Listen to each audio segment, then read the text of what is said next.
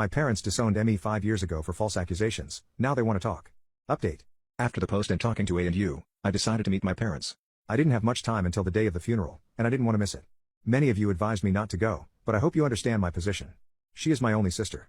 I know that she has changed and isn't the same person anymore. But I was going to say goodbye to that child that I remember, not the person she is now. On Wednesday evening, I told my uncle about my decision. I didn't need to ask him if he could come with me or not. He beat me to it and said he would go with me. I asked Angel and another dear friend of mine, and they accepted.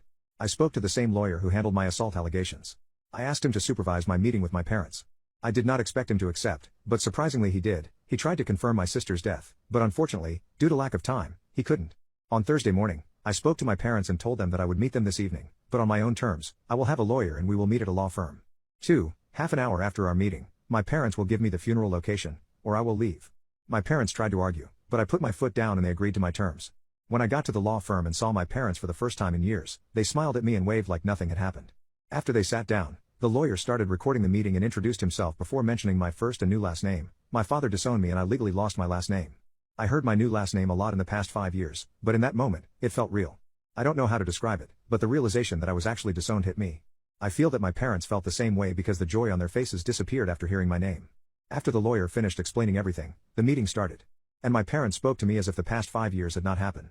I was disgusted when my mother tried to hold my hand, but I pulled away. My parents didn't say anything worth mentioning.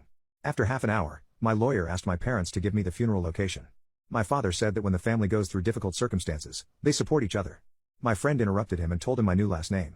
My parents seemed devastated, but my mother continued and said, "Do you know those feelings that you felt when you heard the news of your sister's death? I will feel them soon." I was confused and asked her, "What does this have to do with the funeral location?" My lawyer spoke and asked my parents if my sister died or not. My father tried to change the subject, but my lawyer repeated the question and my father said no.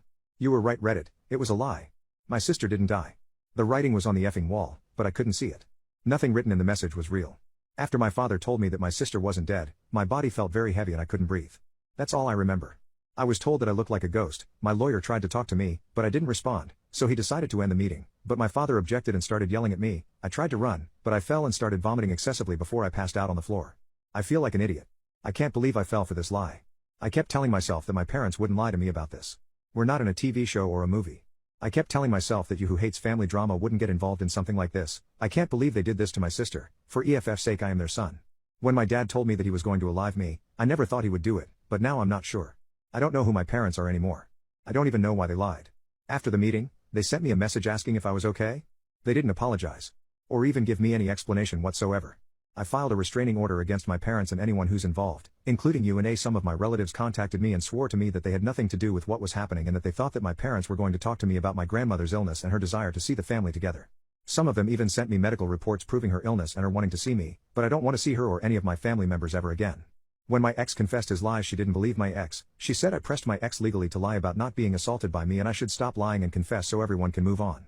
What hurt me the most was that she wanted to fix me. She was sending me places that treat rapists and Me Too stories until I gave up and blocked her.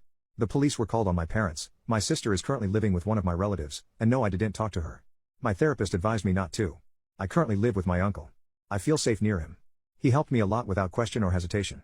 He even took care of my pet bird for free. I owe him, Angel and my friend a lot. Even in my teenage years before this happened, they were always by my side. I don't think I would have survived without them. I hope my sister have the same support too. I don't know why my parents resorted to lying about my sister, and I don't think I want to know. I lost what little respect I have for them.